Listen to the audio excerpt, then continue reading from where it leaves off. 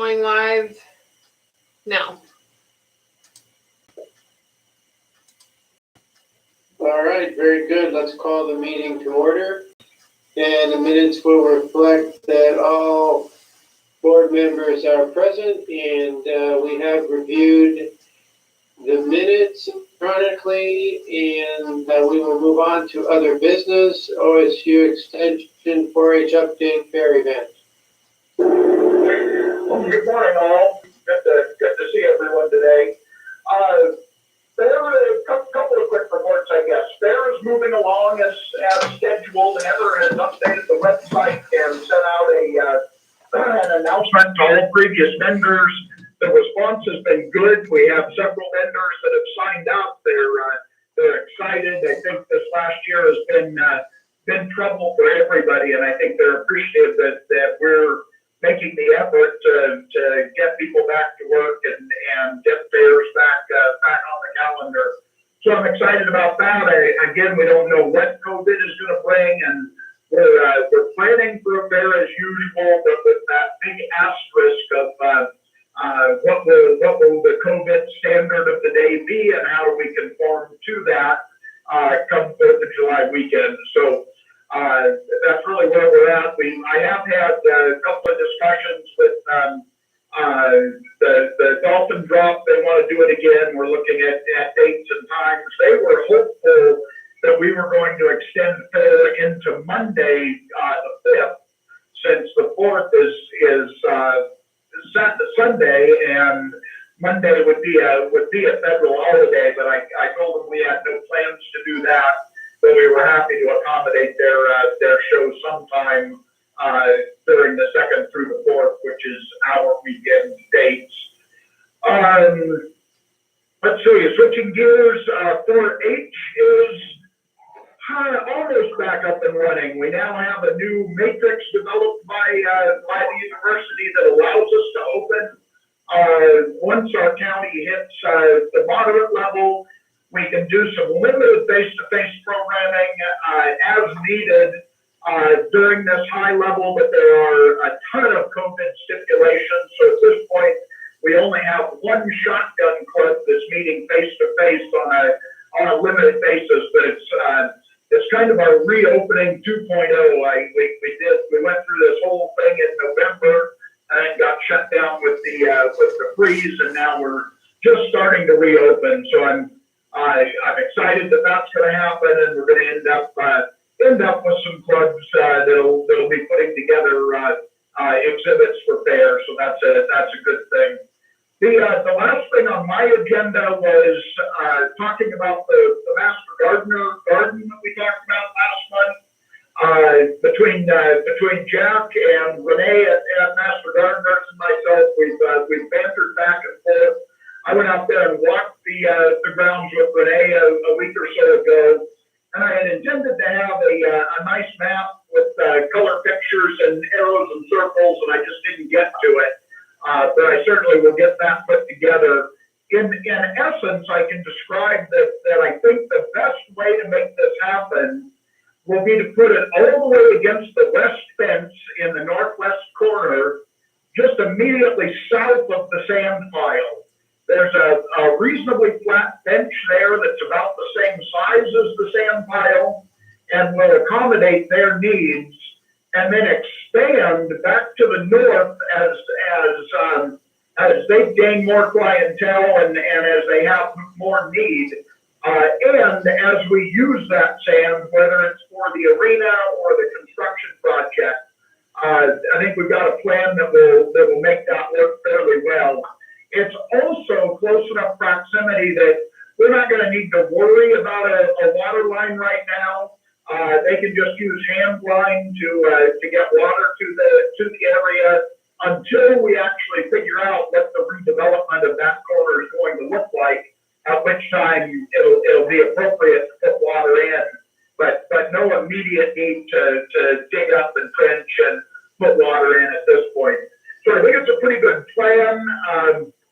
I think it's nominal or minimal or maybe even non-existent expense that Renee and the Master Gardeners will pick up whatever they need. Water usage, I think would be minimal, but you guys can work out, whatever you think is appropriate as just, maybe, because that water is not metered there, maybe just some sort of a monthly, payback to account for water that's being used, and then evaluate that, in years to come. That's essentially what I've got on my docket. Certainly, questions if there are any regarding those three topics.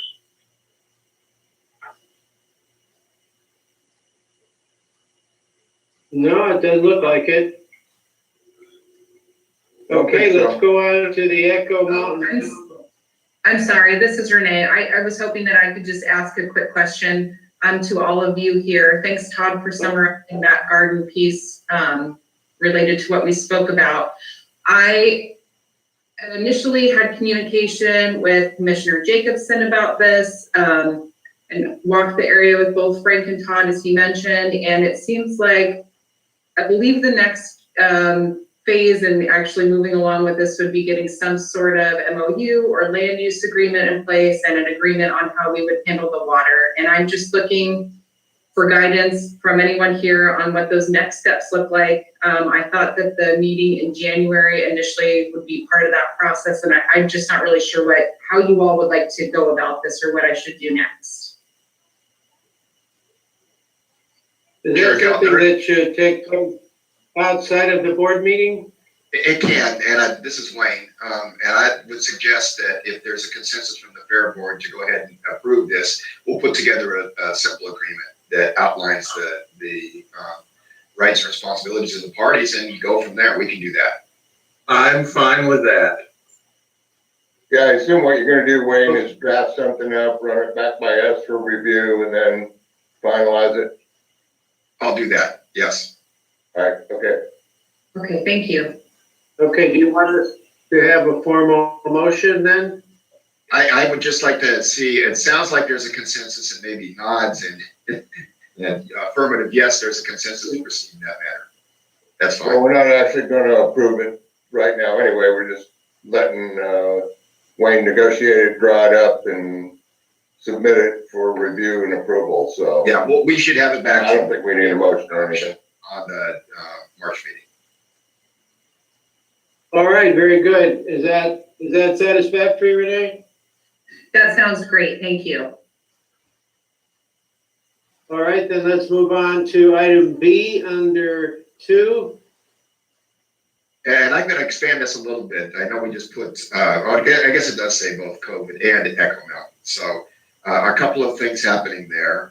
The fairgrounds continues, the commons continues to be a central location for our response and recovery. It's lessened its importance on the Echo Mountain complex fire. There's still some additional stuff that's stored there in the exhibition hall, not as much as there was before.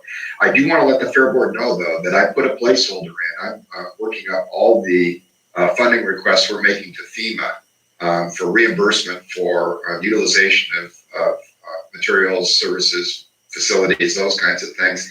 And I put a placeholder in there for the time and efforts that were used by the fairgrounds. No guarantee we're going to get that money. I'm having some back and forth with the FEMA folks as whether or not that's actually eligible for reimbursement. But my hope is that I can submit what I've, again, preliminarily put a placeholder in for and get some money that will come back to the fair. And that'll be money that'll be available for both operations and grounds. So stay tuned and I'll keep you posted on that. The fairgrounds buildings, especially the exhibition hall, but not just that, are really central to our response to COVID. We've already held a number of clinics at that location, and there are plans to do additional clinics. It is the primo location in Lincoln County for doing mass vaccinations. For the events that they've held so far, they've been running up to 500 people in a day through there, which is great. And of course, I think you've all been watching what's happening on a local, state, and national level with the rollout of the vaccination process, and there's a lot of work to do. And this will continue to be a central site in Lincoln County. We're developing other sites throughout the county to do vaccinations. None of them likely is going to be capable of doing the kinds of quantities of vaccination doses and the number of people that can be served in a single event as this location. But we'll keep you posted on what's going on with that. I know that has led to a couple of scheduling issues because, you know, we're kind of holding it open. Right now, unfortunately, because of the supply issues that are out there, we don't know when we're going to get vaccinations and what days we're going to hold the events. We really have very little lead time from the time that we get notification of when we're getting the doses to when we actually hold the events. So that's been a real struggle, national, obviously, that we're trying to deal with. I think we're going to have, what we're hearing is we're going to have some more certainty as to the supply. We think that starting in at least in a couple of weeks, we may have a better idea of how many doses we're going to get on a regular basis. And that'll assist us in terms of doing the appropriate scheduling out there. But I do want you guys to know that it has been, I have heard universally from a number of sources how important it was to have facilities like we've got at the Commons that are available for this kind of event. We know, but actually, and it's served for both of the recent crisis events we've had in the county. And just having these kinds of facilities available, and it's funny because it's really something you see across the state and the nation. Fairgrounds have played an important part in the response to a number of the emergencies that have come up in the last year. So just it's been really positive kinds of reviews on the availability of the facilities, and having that kind of emergency response capability has been extremely important. So just another thing to keep in mind as we move forward with development plans in the future. So with that, I'd like to stop and answer any questions about the fire. Who's actually administered COVID? I'm sorry, Frank, could you repeat that? I say, I'm just curious, who's actually in charge of administering the vaccinations? It's run through our public health department with their partners, including Samaritan, the emergency responders in the county. There's a whole group of people that are involved in the actual administration of the shots, getting shots in the arms that are working together. The OHA, Oregon Health Authority, is the one that actually gives us the number of doses that we get. Oh, okay. Hey, Wayne, a quick COVID question. The Lincoln County COVID dashboard, I think, is not up to date. I think it talks about a January 28th date. And I haven't been paying enough attention to understand what thresholds we're trying to meet at what timeline in order to move from high risk to moderate risk. Do you have a guesstimate on based on what our numbers are doing, whether we're likely to move to moderate in this next batch, which I think is not tomorrow, but the following Friday? There's probably a good likelihood we're going to move into moderate, although we're, it's fairly difficult to predict on these things. Our trending over the last couple of weeks has been actually pretty good in terms of where we're going. We'll see whether or not there is any kind of spike off of the Super Bowl, which they're saying could occur. But at this point, we're looking pretty good.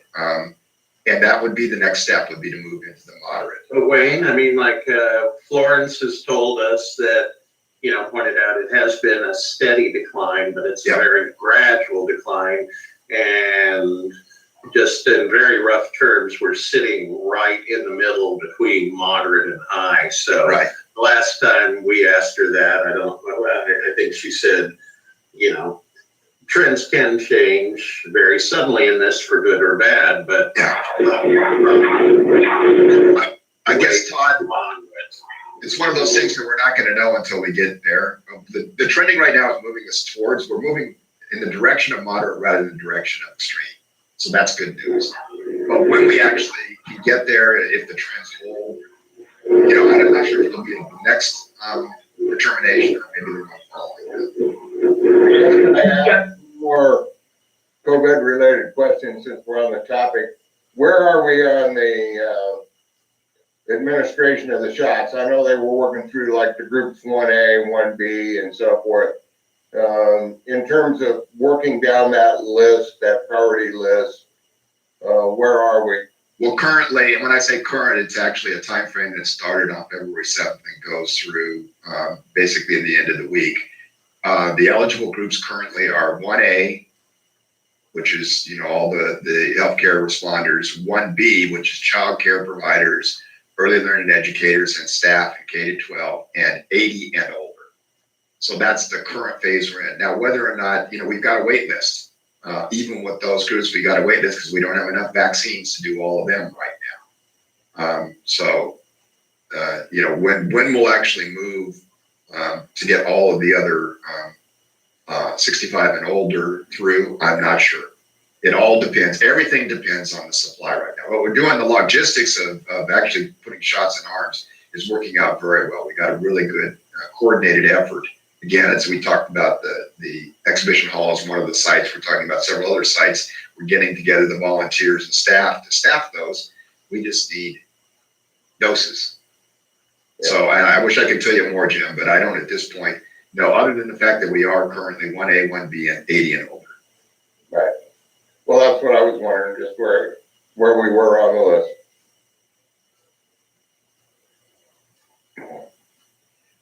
All right, everybody ready to move on? Yep. County staff update?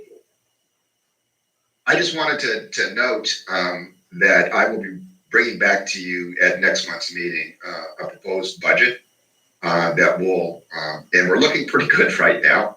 I'm hoping that I might have a little bit more detail on whether or not there might be some additional funding coming our direction from, again, some of the responses that we have participated in through the Commons in the emergencies that might actually provide us with a little bit more funding than we've got currently.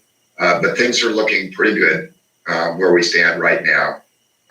And so I just wanted to give you the heads up that the budget I'll present that to you before the meeting in March, and we'll discuss that in more detail in March.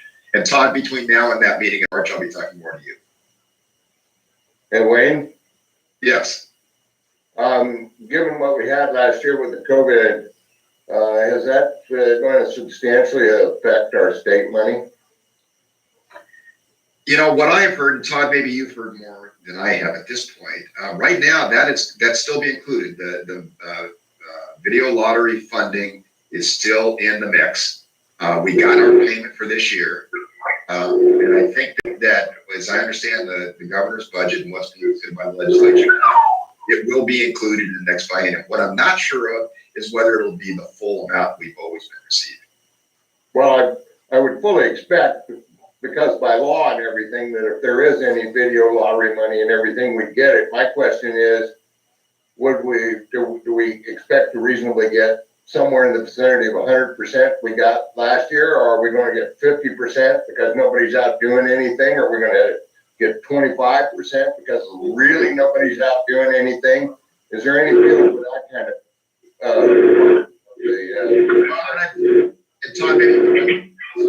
Yeah, I can hit it. It's really loose, Jim, but what I can say is that there's we were fortunate that in the last session they fully funded as they had in the past. The Oregon Bears Association has hired a lobbyist that's out there actively lobbying for more resources. I think the additional resources were turned down in the last budget, but I think they're still hopeful that will ultimately lead to more resources, especially given the roles that fairgrounds have played in COVID relief and wildfire relief, emergency management. I think those were all really, really good cases to be made, and the word on the street is that the legislators are hearing that and are hugely appreciative of it. Whether that translates to more money immediately or not, I don't know, but at least that word is getting out there and people are appreciative of it. And I would agree I with guess that. That's I leave it exactly with- what I've heard, so. I guess I'll leave it with this comment. Maybe they'll make it up from someplace else or who knows, but, I can't believe that they have sold, anywhere near the number of, say, video lottery tickets and that kind of stuff in the past year as they did the year before. And that generally translates to a downturn in revenue for the receiving agencies. So I'm not gonna be surprised to hear that, that number for this coming year is going to be down and maybe down substantially. And I mean, that, 2 + 2 = 4, and that I would anticipate to be the case, but I just wonder if anybody could confirm it or if they were saying, okay, yeah, that's gonna be the case, but we're gonna make it up from elsewhere. Yeah, we don't know the answer to that. There's efforts being made, as Todd indicated. And what we'll likely do with our budget is be pretty conservative. I think we're gonna still be okay. Things are gonna be fine. We'll be conservative on that estimate. And then as we get closer to June 30th, we should have a much better idea of how much money is actually gonna be available. Well, the bad part is the revenue may be down. The good news, so to speak, is that maybe our expenses are down. Yeah. But we'll keep you posted. Very on all good, those. Wayne, is that That's it. anything else from county staff? I did want to ask Amy? one other question. The budget you're gonna propose, for simplified terms, is it gonna be a non-COVID budget? You're gonna propose or work with the idea that by the time we get around to that budget year, the vaccinations will be out there sufficiently and everything we can plan on, if you will, a non-COVID year, or are you gonna adjust especially for it in your proposed budget? Well, at this point, what we're going to propose is a non-COVID year, that with the idea that, we're going to hold a fair event and we're going to move forward. And obviously as we get closer, we're going to have to make adjustments to that. But I can tell you this, whatever we do with this, it's going to be a conservative budget in terms of making sure that we know what are the actual revenues and expenses that we have on hand to do these things. Make sure we can cover all that. And then this might be one of those situations where we end up doing a supplemental budget somewhere in the middle of the year because things are actually much better than what we anticipated. Yeah, that's not a problem. Yeah, we can do that. We'll make sure that whatever we do, we know we have the resources on hand and the capability of doing what we can. But we are planning on the basis we're going to have an actual, Well, I think at this point, Jim, what I'm going to say right now, we're going to plan as though there will be an event, happening in July and a fairly, traditional kind of event. Obviously, as Todd was saying in there, it's not just the financial situation, it's the whole COVID, and everything. We're going to know more as we get closer, and we'll have to plan that out. This is a very difficult time. And that's right at the cusp of when things are hopefully going to move forward, in terms of what we do, both locally, statewide, and nationally, is that period, starting in July. So stay tuned. That's the best I can tell you right now. We're planning for all contingencies. works for me. Thank you. Very good. Before we adjourn, maybe Wayne and Bill, and Claire, you can tell us what's going on with replacing the curtain board in the future. Is that looking? Well, I can tell you two things, and I should have put this on the update there. We are moving forward. The MOU has been signed, and we're moving forward with the steps for the relocation of the animal shelter. Things are looking really good.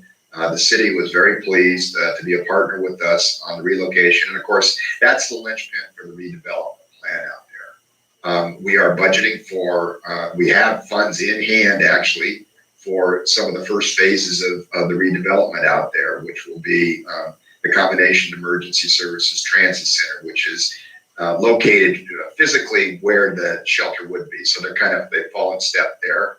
And we're looking at, we're putting together the appropriate request for proposals for professional services to do the detailed planning and drawings and bidding documents for the other components of the redevelopment plan out there. So this summer will be very busy in terms of doing a lot of planning and scheduling for, and again, hopefully all these crises will be behind us. We'll be into whatever the new normal is out there, and we can move forward with the plans that we've got out there. One of the things that I think has been beneficial in terms of, if you can call it beneficial in terms of having a delay, is the city is going to be completing their transportation system plan, their TSP, for this North, I guess I'll call it east, north and east part of Newport, really this side of the bridge, and everywhere from the eastern boundary of the city all the way north. And that includes an important part of that is the component part that deals with Harney Street. That's another linchpin from the city's perspective in terms of the redevelopment of this whole core area of the county where the Commons is a part of.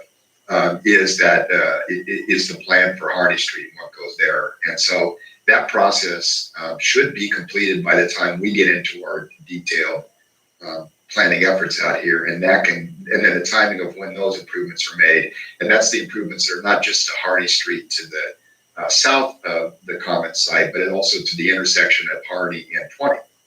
And so all those component parts should be put together as we look at our redevelopment.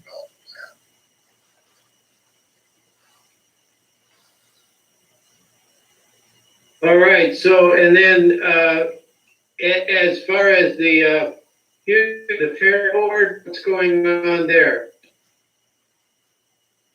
That is a priority for me, in terms of, getting that, because you have all indicated you've served your temporary positions for an extended period of time here, and we want to move things forward. I'm not going to give you a specific date at this time, other than saying that we've got a plan in place to make arrangements to do that, to expand the fair board as we discussed previously, bring on greater representation. And it'll be a really nice to be able to do that in timing with some of the implementation of the redevelopment plan out at the Commons. So I guess what I would ask is to have everybody hang tight here as we put that together. And I recognize again that you guys have served a tremendous long period of time beyond what you had originally intended to do. But I think we're at a point where we can Hotel California, Wayne. What's that? Hotel California, you can check out, but you can never leave the fair board. No. Great. No, we're working on that. All right, very good. Well, You intended it all, Wayne. That's a misspeak there. Thank you, Mr. Biden. You're welcome. all right, everyone, I think we're ready to adjourn. Is that true? It is. We are. Thank you all. We'll talk to you next month. Thanks, See you everybody. then. Bye-bye. Bye. Bye. This conference is no longer being recorded.